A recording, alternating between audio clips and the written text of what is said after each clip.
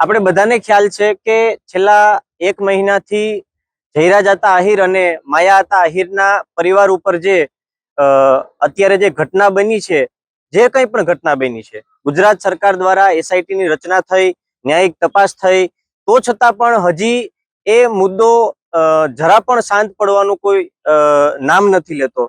હમણાં જ તાજેતરમાં ગુજરાત સરકારના મંત્રી શ્રી પરસોત્તમભાઈ દ્વારા એક ટિપ્પણી કરવામાં આવી કે હવે ધોકા ઉપાડવા પડે તો પણ કોઈ વાંધો નથી. એટલે શું એક મંત્રી તરીકે સમાજને ગેરમાર્ગે દોરવાનું કામ કરવાનું છે?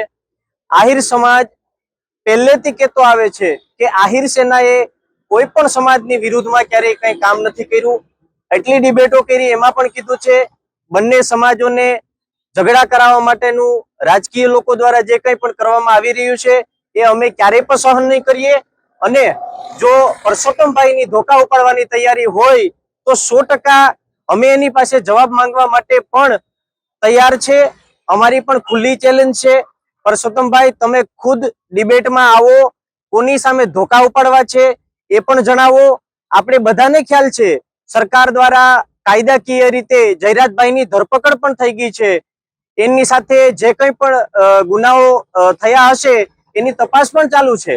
તો પછી મંત્રીઓ દ્વારા સમાજના કાર્યક્રમોમાં આવા નિવેદનો શા માટે કરવા?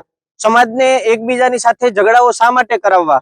અમે સંપૂર્ણપણે પરસોત્તમભાઈના આ નિવેદનને સંપૂર્ણ રીતે વખોડી કાઢીએ છીએ અને આહિર સેના આવા જ બાબતોમાં કાયમ માટે સમાજની સાથે અડગ રહેશે. પરસોત્તમભાઈ એવી વાત પણ કરી છે કે તમારા મતોની જરૂર નથી. કોને ઉલ્લેખીને એને કહ્યું છે? શું છે? જી ચોક્કસ. પરસોત્તમભાઈને હું પણ એક વસ્તુ પૂછવા માંગીશ. આપણે લોકશાહીમાં જીવીએ છીએ. કોઈ એક જ્ઞાતિથી ક્યારેય પણ ચૂંટણી જીતી શકાતી નથી.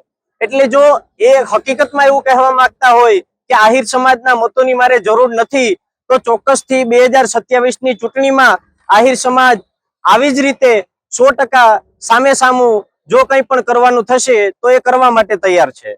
આગામી કોઈ કાર્યક્રમ? આગામી કાર્યક્રમની અત્યારે કોઈ પણ પ્રકારે કઈ તૈયારી નથી. ચોક્કસથી હજી પણ જો પરસોત્તમભાઈ પોતાનું નિવેદનમાં કોઈ સ્પષ્ટતા નહીં કરે તો ચોક્કસથી એક મહાસંમેલન અથવા શક્તિ પ્રદર્શન બોલાવવાની આહિર સેનાની સંપૂર્ણ તૈયારી છે. જે રીતે સોશિયલ મીડિયા પર ટીકા કરવામાં આવી રહી છે અને કહેવામાં આવ્યું છે કે જયરાજ આહિરની ધરપકડ થયા બાદ એમને વરઘોડો કાઢવાની વાત કરી છે, આવી ટીકા ટિપ્પણીઓ છે. જી, એ કાયદાની વાત છે.